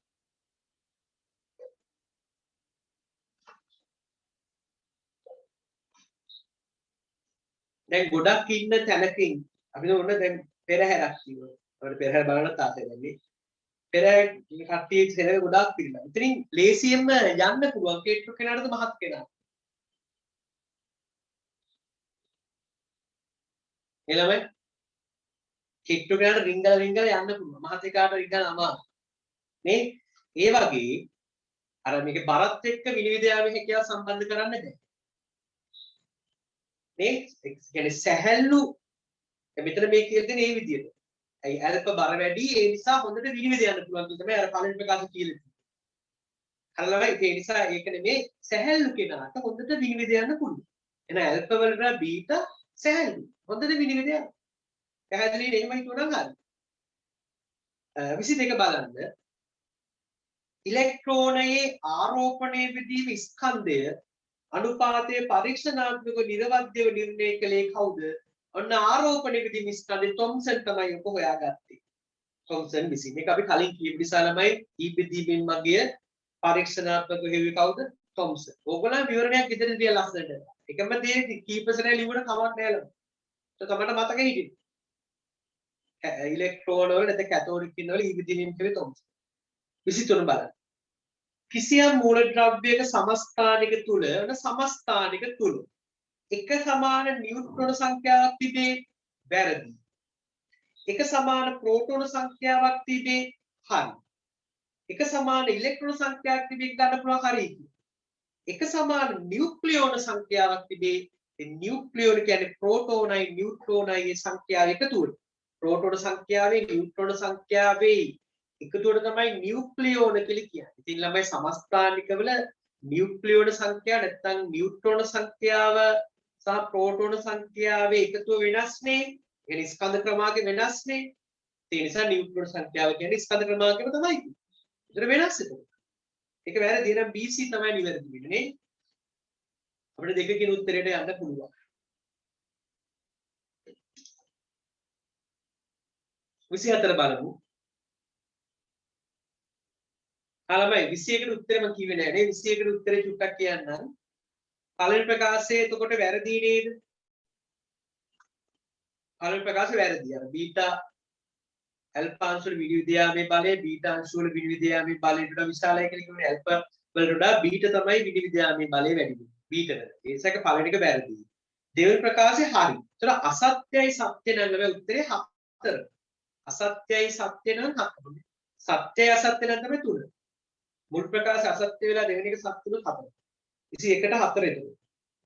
22ට උත්තරේ තොම්සන් 4 වෙනි උත්තරේ. 23ට එතකොට BC. BC නම් 2. හරි දැන් BC 4 මම කතා කරන්නේ ඉලෙක්ට්‍රෝන සම්බන්ධයෙන් සත්‍ය එක අහන්නේ. ඒවා එය කැතෝඩේ දෙසට ආකර්ෂණය වෙනවලු. ඉලෙක්ට්‍රෝන ඍණයි ළමයි කැතෝඩේ ඍණයි ඍණ කෙනා ඍණ පැත්තට ආකර්ෂණය වෙන්නේ නැහැ ඒක වැරදි. එය එන් චුම්බක ද්‍රවයක් දෙසට ආකර්ෂණය වේ. කිසිදු ද්‍රවයක් දෙසට මොන ආරෝපිත අංශුවක්වත් කිසිදු ද්‍රවයක් දෙසට ආකර්ෂණය වෙන්නේ නැහැ චුම්බක ශේෂ්ත්‍රයකදී. S චුම්බක දිග එකත් වැරදි. ඒ ඇනෝඩයෙන් ඉවතට උත්ක්‍රම වේ. ඇනෝඩේ ධනයි. ඒතර ඉලෙක්ට්‍රෝන ඍණයි. එහෙනම් ඇනෝඩේ දෙසට තමයි ඉලෙක්ට්‍රෝන ගමන් කරන්නේ. මේක කියන්නේ ඇනෝඩයෙන් ඉවතට යනවා. එහෙම වෙන්නේ නැහැ. ඊට සියලු ප්‍රකාශ සාවද්‍ය වේ. ඒක හරි. මේ හරියටම පැහැදිලි කිරීමක් අවශ්‍ය වෙන්නේ නැහැ නේ.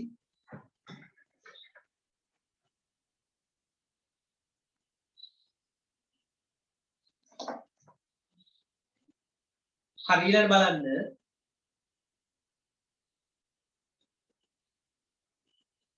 විසි 25 ඉලෙක්ට්‍රෝන ඊබෙදීමෙන් එක දන්නෝ තොම්සන් විසි ගෙවිටි මෙතන තොම්සන් නෑ නේද?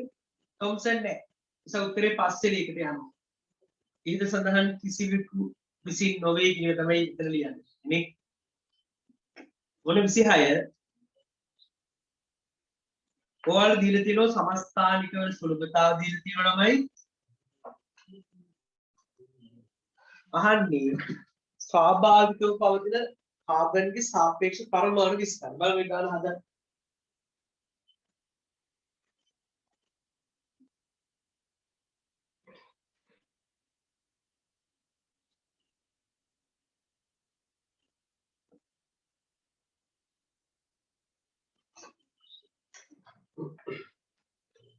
බලමු මෙහෙම කාබන් 612 ඒ සමස්ථානිකයේ සුලභතාව දීලා තියෙනවා 98.89ක් 98.89 13යි 6 ඒක දීලා තියෙන්නේ 101.11 ප්‍රතිශතය. තව දීලා 13යි 6යි සාපේක්ෂ පරමාණු විස්කන්ධය. එනේ මෙයාගේ සාපේක්ෂ පරමාණු විස්කන්ධය දීලා තියෙනවා ළමයි 13.02 කියලා. පැහැදිලි? ඔයාලගෙන් අහනවා කාබන්ගේ සාපේක්ෂ පරමාණු විස්කන්ධය.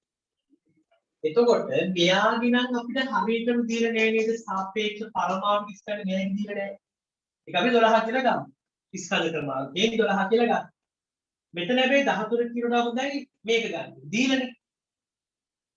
එහෙනම් ඔයාලගේ කාබන්ගේ සාපස් අහන්න. එහෙනම් සමීකරණ දාමු.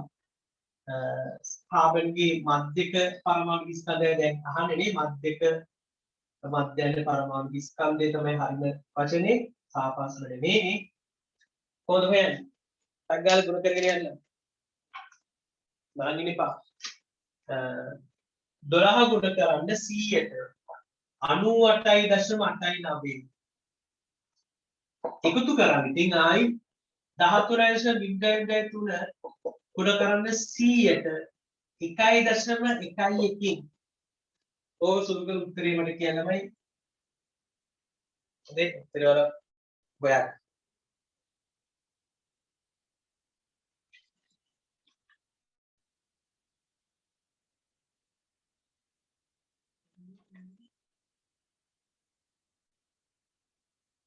උත්තරේ ඉන්නේ 12.01 නේ. අර 12.01 සුළු කිරීමේ දැනුම හොඳේ.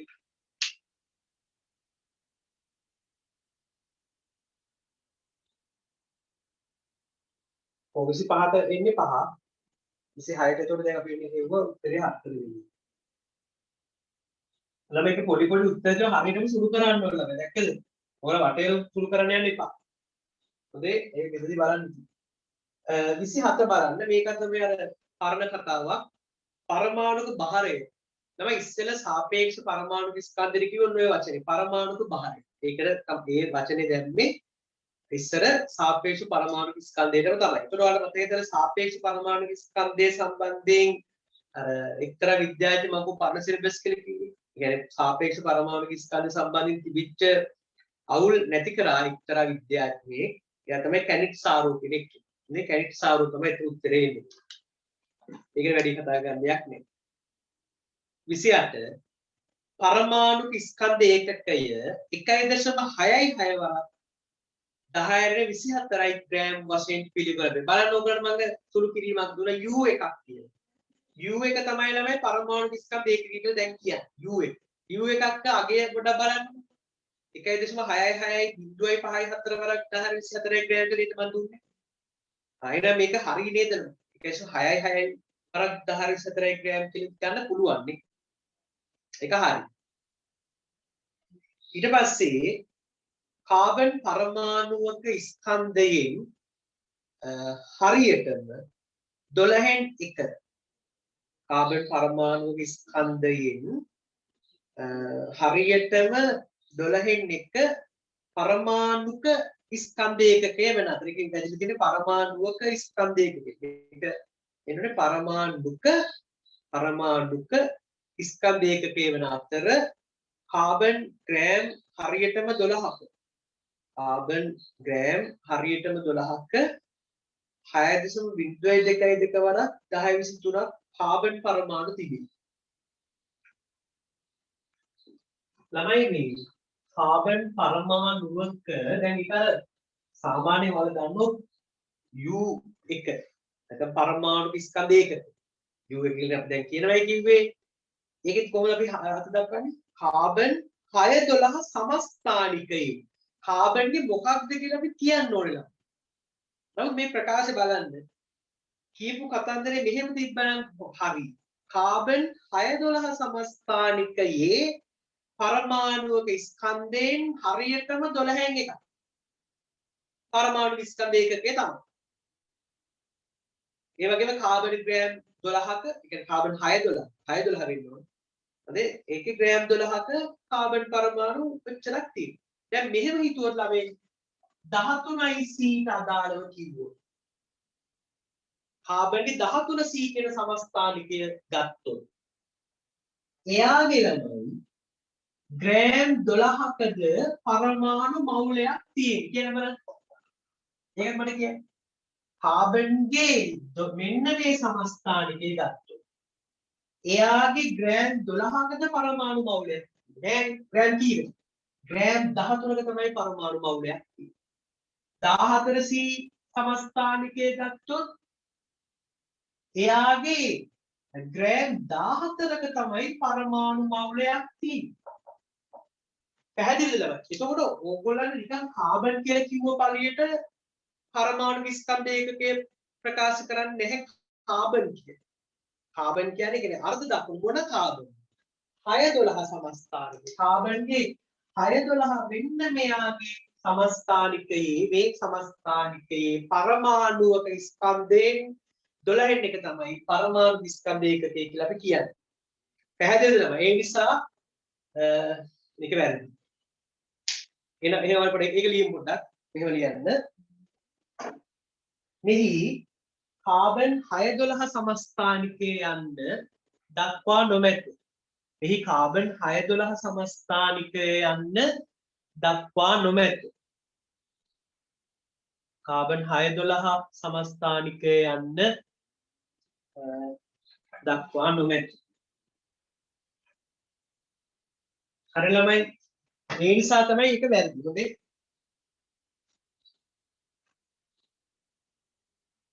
ඒක පැහැදිලිද?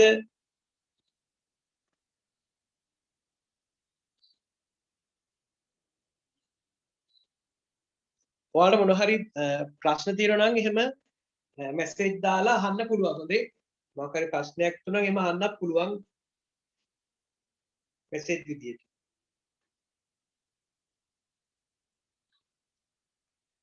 විසිනවේ පරමාණුක නෂ්ටියේ තරම ප්‍රථමයෙන්ම නිර්ණය කරනු ලැබී.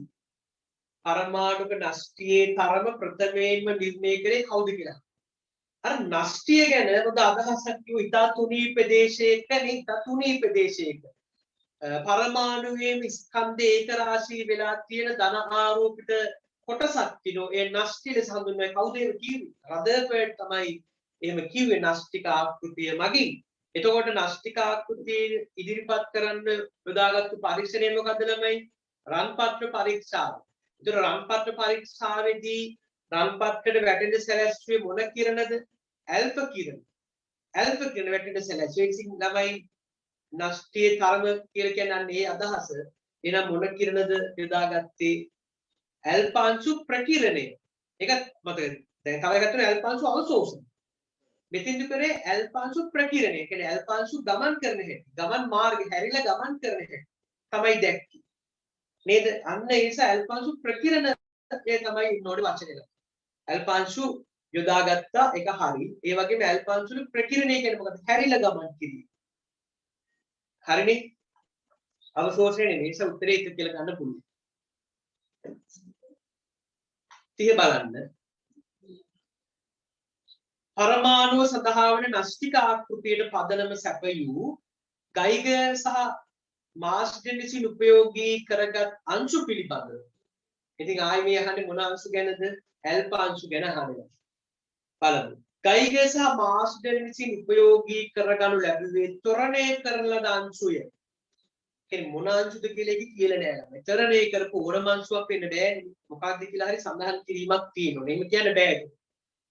ගයිගර් සහ මාස්ටර් විසින් උපයෝගී කරගනුවේ කැතෝඩ කිරණ. කැතෝඩ කිරණ කියන්නේ ළමයි ඉලෙක්ට්‍රෝනනේ.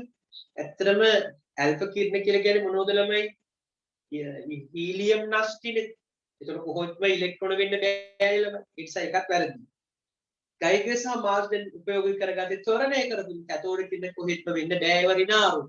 එයා යොදාගත්තේ ධන ආරෝපිත ඇල්ෆා කිරණ.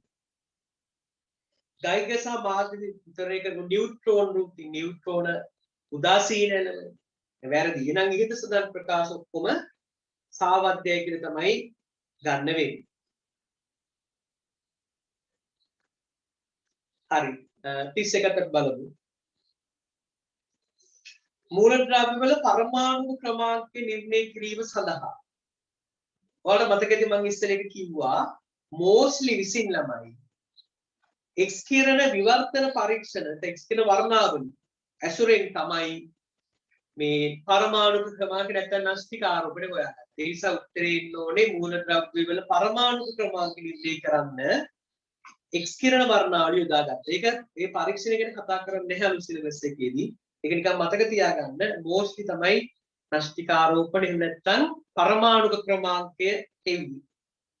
එහෙනම් මෙහෙම කොට ලියා ගන්න. X කිරණ වර්ණාවලි යොදා ගනිමින් x කිරණ විවර්තන පරීක්ෂිකුත් හරි x කිරණ වර්ණාවලි යොදා ගනිමින් x කිරණ වර්ණාවලි යොදා ගනිමින් mostly විසින්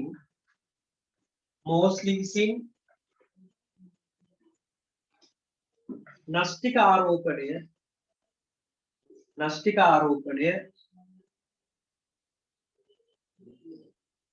ඇලෙයිරත්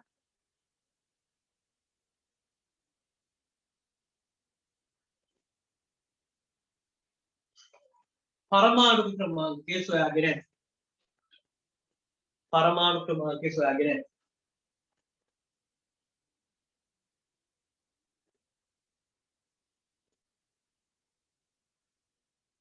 පරමාණු ක්‍රමාංකය සොයාගෙන ඇත. එතන පොඩි එයා කියපු වාක්‍යයක්. එයා කියපු පොඩි වගන්තියක් කියලා මේක චුට්ටක් කියපු ළමයි එතන විමුලියන්න.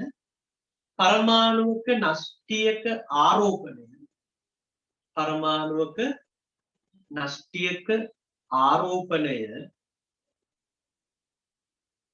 පරමාණුක නෂ්ටියක ආරෝපණය ඉලෙක්ට්‍රෝන ඒකක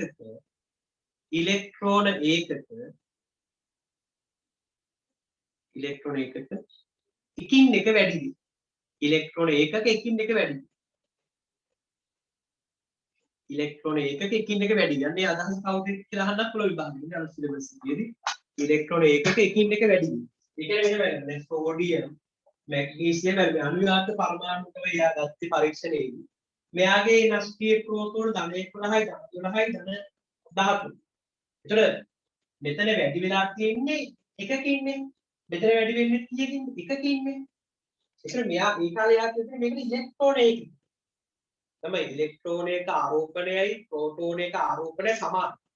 ඒ නිසා ඉලෙක්ට්‍රෝන ඒකක එකකින් වැඩි වුණා කියලා කිව්වට කිසි අවුලක් නැහැ. හරිද? ඒක තමයි මේ කියන්නේ ඉලෙක්ට්‍රෝන ඒකක එකින් එක වැඩි වෙනවා. හරි. අපි ඊළඟ ප්‍රශ්නේ බලමු.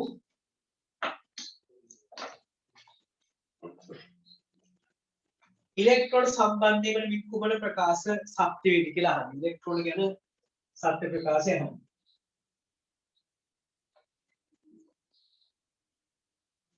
වෙන පළවෙනි එක චුම්බක ශේෂ්ත්‍රයකදී ඉලෙක්ට්‍රෝන වක්‍රාකාර පතයක ගමන් කිරීමට නැඹුරු වේ.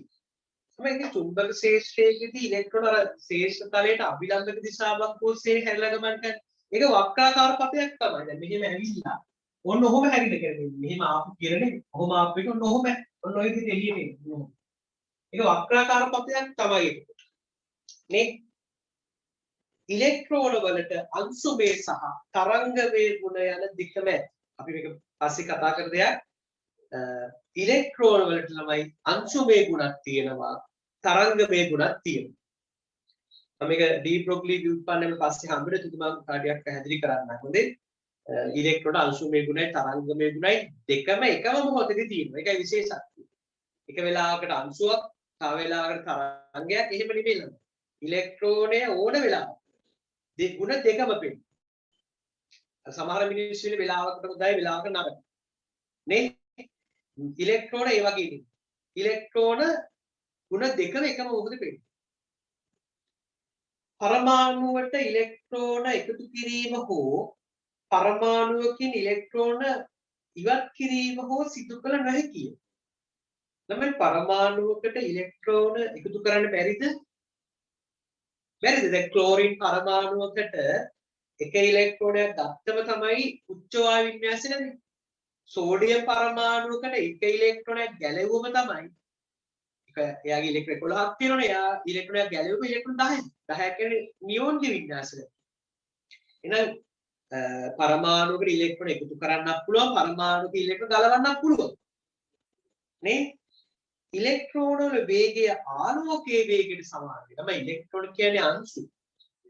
ආලෝකයේ වේගයට සමාන වෙන්න නම් මොන වගේ කෙනෙක් වෙන්න ඕන? විද්‍යුත් චුම්බක තරංගයක් වෙන්න ඕන. ඉතින් ඉලෙක්ට්‍රෝන කියන්නේ විද්‍යුත් චුම්බක තරංගයක් නෙමෙයි, අංශු වලින් හැදිච්ච කෙනෙක්. මෙන්න මෙහෙම පොඩක් පැහැදිලි කිරීමක් ලියන්න. එහෙනම් ඒකේ උත්තරේ මොකක්ද ළම? A B නේ 1 1 කියලා ගන්න පුළුවන්. ලිස්ට් එකට 1 කියලා ගන්න පුළුවන්. මෙන්න පොඩක් ලියන්න. ඉලෙක්ට්‍රෝන අංශු වලින් සෑදී ඇත ඉලෙක්ට්‍රෝන අංශු වලින් සෑදී ඇත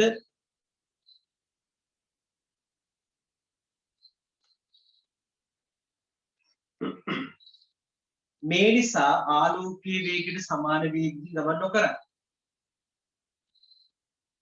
මේ නිසා ආලෝකයේ වේගයට සමාන වේගයකින් ගමන් නොකරයි.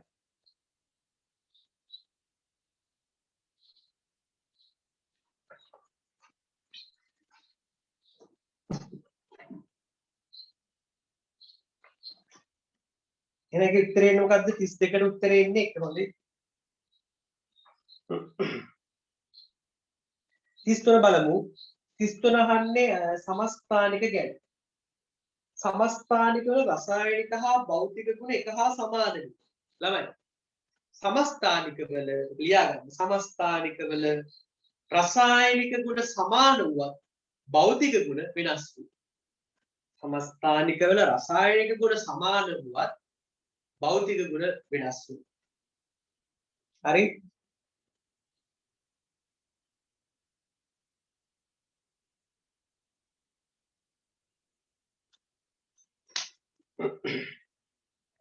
එතකොට අනිත් පැත්ත බලමු. මෙන්න පළවෙනි ප්‍රකාශය වැරදි. සමස්ථානික වල එකම ප්‍රෝටෝන සංඛ්‍යාවක්ද වෙනස් නියුට්‍රෝන සංඛ්‍යාවකද හරියටම හරි. වෙනස් නියුට්‍රෝන සංඛ්‍යාවක් තමයි තියෙන්නේ. එතකොට ඒක ලොකු පැහැදිලි කිරීම අවශ්‍ය නැහැ. උත්තරේ 4 වෙනි එක තමයි ගන්න වෙන්නේ. පළවෙනි එක අසත්‍යයි, දෙවෙනි එක සත්‍යයි. ඒක 4 වෙනි එක.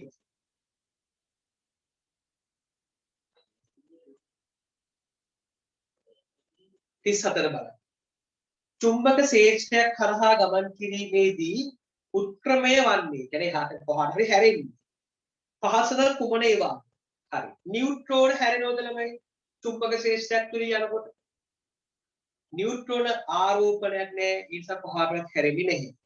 කැතෝඩ කිරණ ඍණ ආරෝපිතයි අනිවාර්යෙන් ශේෂ්ඨ තලයට අභිලම්බක දිශාවක් ඔස්සේ හැරලා ගමන් කරනවා. ශේෂ්ඨ තලයට අභිලම්බක දිශාවක් ඔස්සේ හැරලා ගමන් කරනවා. ඕනම ආරෝපිත අංශුවක් චුම්බක ශේෂ්ඨයකදී එහෙම. ප්‍රෝටෝන ධන ආරෝපිතයි ශේෂ්ඨ තලයට අභිලම්බක දිශාවක් ඔස්සේ හැරිලා ගමන් කරනවා. හීලියම් පරමාණු උදාසීනයි. ඒ නිසා කිසිදු දිශාවකට හැරෙන්නේ නැහැ. ඒ නිසා BC තමයි ළමයි උත්ක්‍රමණය වන්නේ. ඒක වලට ලියා ගන්න පුළුවන් විවරණේනේ නියුට්‍රෝන උදාසීනයි, නියුට්‍රෝන සහ හීලියම් පරමාණු උදාසීන. කැතෝඩ කින ඍණයි, ප්‍රෝටෝන ධනයි, ආරෝපිත අංශු චුම්බක ශේෂ්ඨයකදී ශේෂ තලයට අභිලම්බක දිශාවක් ඔස්සේ හැරිලා ගමන් කරනවා. හරිනේ? 35 අපි අද දවසේ අන්තිම ප්‍රශ්න විදිහට මේක කරන්නේ. අද 35 ප්‍රශ්නේ නවත්තනවා. හරි. මේ CO හි එක්තරා නියතියක ඇත්තේ 14යි C සහ 16යි 14යි C හා 16යි O සමස්ථානික පමණකි. C හි තවත් නියතියක තියෙන 12යි C මේකේ ප්‍රශ්නේ වැදිච්ච හැටි චූටි වැරද්දක් තුළම මෙහෙමයි හොඳේ. එක CO නිදර්ශනයක් තියෙනවා.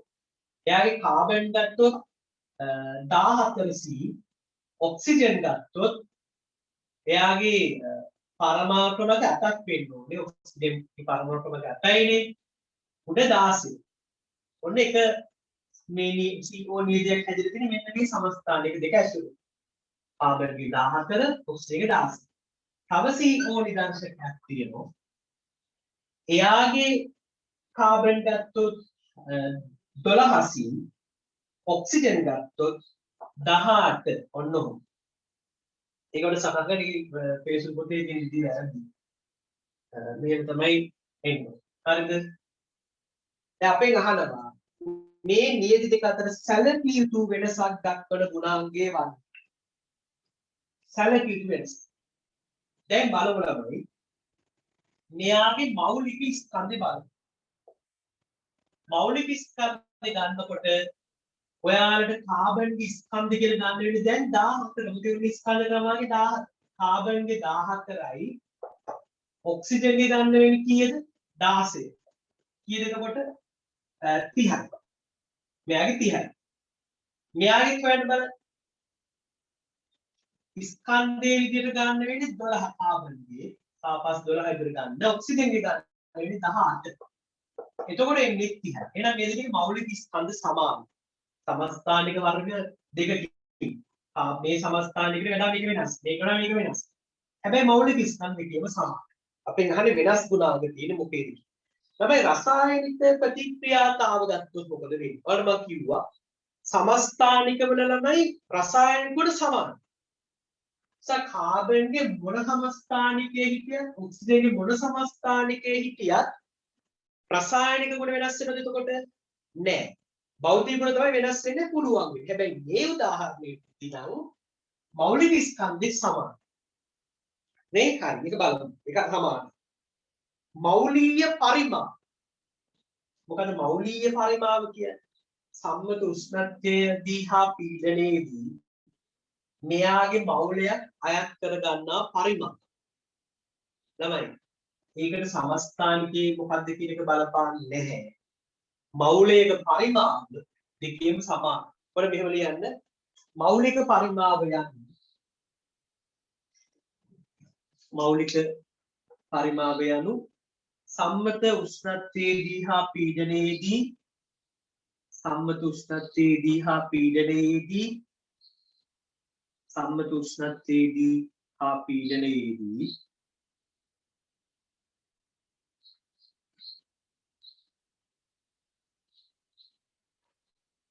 වායුවක මවුල එකක් අයත් කරගන්නා පරිමාවයි. වායුවක මවුල එකක් අයත් කරගන්නා පරිමාවයි. වායුවක මවුල එකක් අයත් කරගන්නා පරිමාවයි. ඉතින් ළමයි ඔයාලා දන්නෝ මොන වායු වුණත් මෙයාගේ මවුල එකක් අයත් කරගන්න පරිමාණය ගන්න ඩෙසිබල් 2.4 නම් මෙයාගේ මෞලික පරිමාව 22.4ක් නම් ඉතින් මෙයාගේ තියෙන වෙනසක් වෙන්නේ නැහැ ඒක. ඒකට බලපාන්නේ මොන වායුවද කියන එක බලපාන්නේ. හයිඩ්‍රජන් CO2 මොකක් වුණත් ඕනම වායුවක මෞලික පරිමාව 22.4යි සම්මත උෂ්ණත්වය දිහා පීඩනය. හරිද? එතකොට ඒකත් සමානයි කරලා ගන්න පුළුවන් නේද? ඊළඟ මොකක්ද තියෙන්නේ? සම්මත උෂ්ණත්වය හා පීඩනයේදී ඔන්න සම්මත උෂ්ණත්වය හා පීඩනයේදී ඝනත්වය සම්මත උෂ්ණත්වය හා පීඩනයේදී ඝනත්වය මොකද කියන්නේ? ඝනත්වය කියන සාධකයේ ගත්තොත් මම ඊට වඩා චුට්ටක් කියන්නම් මේ පස්සේ කොට බලන්න ස්කන්ධයන්ව කාබන් හා ඔක්සිජන්ගේ ප්‍රතිශතය. මම හතරේ උත්තරේ ගොඩක් කියන්න තුන පස්සේ උත්තරේ. ස්කන්ධයන්ව කාබන් හා ඔක්සිජන්ගේ ප්‍රතිශතය. මේ බලන්න. මෙයාගේ කාබන්ගේ ප්‍රතිශතය කොච්චරද? මෙයාගේ කාබන්ගේ ප්‍රතිශතය කොහොමද හොයන්නේ? මුළු ස්කන්ධකයේද 30යි. 30න් කීයක්ද? 14ක් නේද කාබන් ගුණ කරනවා 100ට 100. හරිද? දැන් මෙතන කාබන් ප්‍රතිශතය කොහොමද හොයන්නේ? මුළු ස්කන්ධෙ 30යි. ඒක උඩට එන්නේ මොකද්ද ළමයි? 12. හරිනේ මේ මෙතන කාබන්ගේ ස්කන්ධන් ප්‍රතිශතය කරනකොට මුළු බර 30යි ඒකේ ස්කන්ධ 12. දැන් ඔයාලට හොඳටම තේරෙනවා නේද ළමයි? මේකේ උත්තරේ මොකෝයි? වෙනස්. එහෙනම් ළමයි වෙනස් වෙන්නේ ඇත්තටම ස්කන්ධවල ප්‍රතිශත. හැබැයි මේ හතරේ ප්‍රශ්නේ චුට්ටක් මම කියන්නේ. සම්මත උෂ්ණත්වය හා පීඩනයේදී ඝනත්වය ගත්තොත්. මොකද ඝනත්වය කියන්නේ? ඝනත්වය කියන්නේ ස්කන්ධයේ බෙදීම පරිමාණ. හරිද ළමයි? ඝනත්වය කියන්නේ ස්කන්ධයේ පරිමාණ. අපි මෙහෙම හිතමු. මම මෙහෙම කියන්නේ ඕන හදන්නද? මේ CO වායුවේ මවුල එකක් අපි ගමු. මවුල එකක් ගමු. මේ CO වායුවේ මවුල එකක් මම ගත්තේ කියලා හිතන්න පුළුවන්. මේක උත්තරේ පැහැදිලිව තේරෙනවා මම ඉස්සරහට කරන්නේ. දැන් ඔයාලා කියන්න මවුල එකක් ගත්තා නම් මේකේ මවුල එක ස්කන්ධي කොච්චරද? 30යි. මේකේ මවුල එකක ස්කන්ධي කොච්චරද? 30යි. ඒ සාපේක්ෂ අංක ස්කන්ධයට සමානයි මෞලික ස්කන්ධ. එහෙනම් මෞල එකක ස්කන්ධ දෙකේම 30යි. එහෙනම් මේ බලන්න. ඔයාලා මේකෙත් මෞලයක් කියලා හිතුවා මේකෙත් මෞල එකක් කියලා හිතුවා. එතකොට බලන්න. ස්කන්ධයට එන්නේ එකම අගේ නේද? 30යි 30යි. පරිමාව මෙයාගේ මෞල එකක පරිමාව කොච්චරද? සම්මත උෂ්ණත්වය හා පීඩනය දිවිසදා අපිට ඒක වැදගත් තියෙනවා. සම්මත උෂ්ණත්වය හා පීඩනය මෙයාගේ පරිමාව 22.5. මෙයාගේ 22.5. එහෙනම් මේ සමීකරණයේ පරිමාවට දාන්නේ 22.4. අවස්ථා දෙකේදීම ළමයි එකම සමීකරණයක ලියවෙන්නේ. එකම දත්තරේ ආදේශ නම් නිසා තමයි ඔය කියන්නේ සම්මත උෂ්ණත්වය හා පීඩනය ඝනත්වත් මේකේ සමානයි. එම ඝනත්ව සමාන වෙන්නේ හේතුව මතක තියාගන්න මේ මෞලික ස්කන්ධ මොකක් වෙච්ච නිසාද? සමාන වෙච්ච නිසා. ඒක වෙනස් වුණා නම් අනිවාර්යෙන් ඝනත්වත් වෙනස් වෙන්නේ. මෞලික ස්කන්ධ සමාන නිසා තමයි ඝනත්වත් සමාන වෙන්නේ. මෞලික ස්කන්ධ වෙනස් වුණා නම් ඝනත්ව වෙනස් වෙනවා. මෞලික ස්කන්ධ වෙනස් වුණා නම් අනිවාර්යෙන් ඝනත්වය වෙනස් වෙනවා. එතකොට ලියා ගන්න මෞලික ස්කන්ධ වෙනස් වුණා නම් ඝනත්වය වෙනස් වෙයි. මෞලික ස්කන්ධ වෙනස් වුණා නම් ඝනත්වය වෙනස් වෙයි.